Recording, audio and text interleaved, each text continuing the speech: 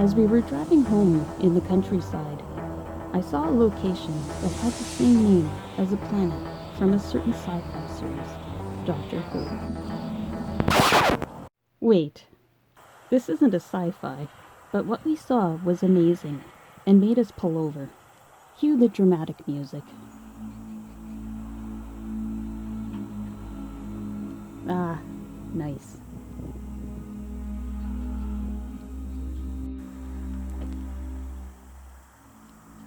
So we've stopped. I'm not even sure where the heck we are right now. Just outside Skaro, apparently. If you're into Doctor Who world at all, Skaro is just up that way somewhere. When we were driving along, and then we saw this big grotto. It actually looks a lot like the one in St. Albert, so I was very curious to pause and take a look at what this is. Skaro is located 80 kilometers northwest of Edmonton, at the junction of two busy highways. The Skaro Shrine was built in 1919 by Polish and Ukrainian settlers in the area. For my regular viewers, this might look familiar in shape. The shrine immediately reminded us of the St. Albert Grotto, which I will show here. Both were built around the same time, with the St. Albert one finished in 1920, 1 year later, and the Skaro Shrine is larger and quite impressive. The Skaro Shrine was named after Knut Skaro, a Norwegian who settled in the area and opened the first post office in the community. The church beside the shrine was built before and blessed on July 5th, 1904. Here's a sign detailing some of the history and settlers of the area. Grottos was kind of a thing back then, I guess.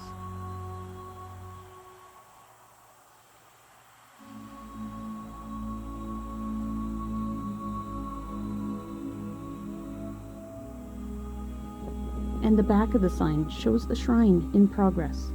Horse wagons brought rocks to the top of the shrine.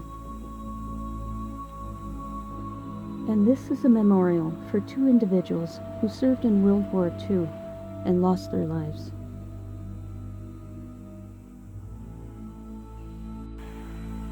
Each year, on August 14th and 15th, there is a pilgrimage that occurs to the Skaro Shrine. From the photos I saw online, it is quite impressive, with hundreds of candles lit and placed on the shrine, and hundreds of devotees that visit.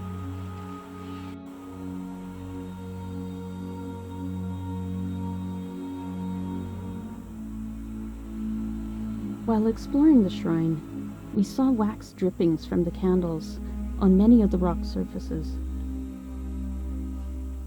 When the pilgrimage is not occurring, they request that the candles be lit only in the grotto for safety.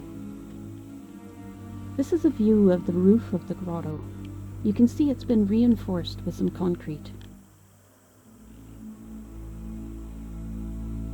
I can't emphasize enough, we were really impressed by the size of the shrine, and there are several pathways that you could take to the upper area, using either side or the staircase. I chose to walk up the stairs.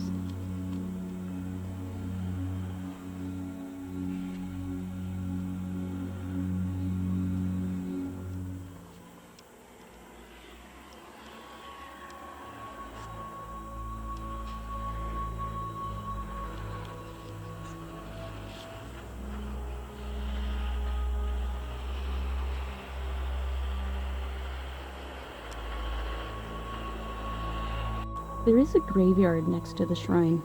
We didn't walk through, but I imagine that there's many of the original settlers, as well as their descendants there.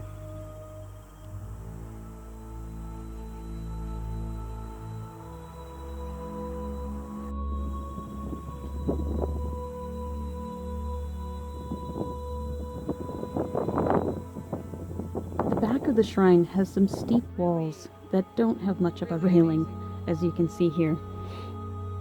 I also found an interesting plant. I was a little worried about losing my balance, so I laid down to get a safe look at it.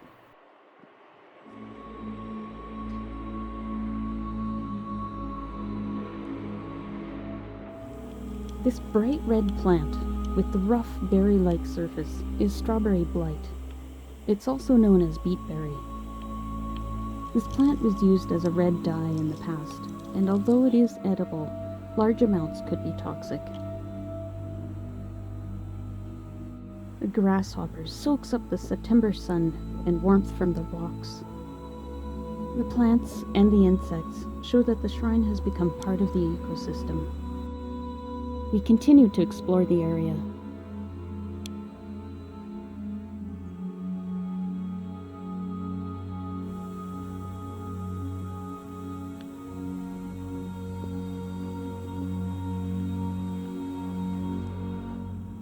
Beside the shrine is the small rosary garden.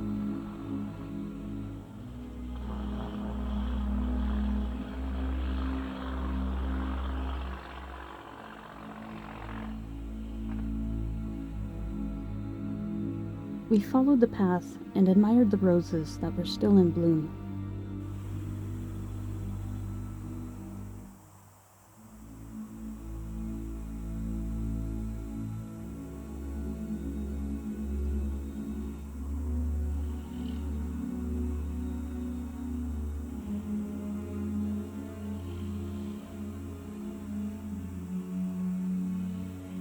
From the garden, the back of the shrine looks almost like castle walls.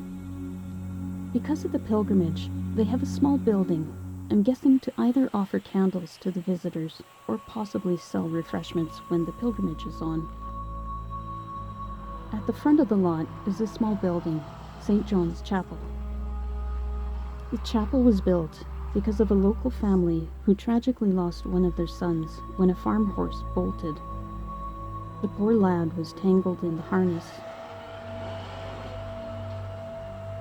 The parents vowed to have a chapel erected where his body was found, and offered the land to build a church, which exists here now.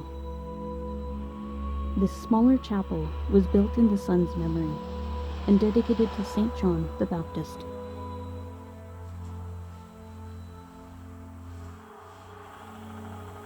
And of course, we walked around the church. Seeing the stained glass from the outside doesn't do it justice. No matter your faith, I wish you a pleasant day. As always, thanks for watching.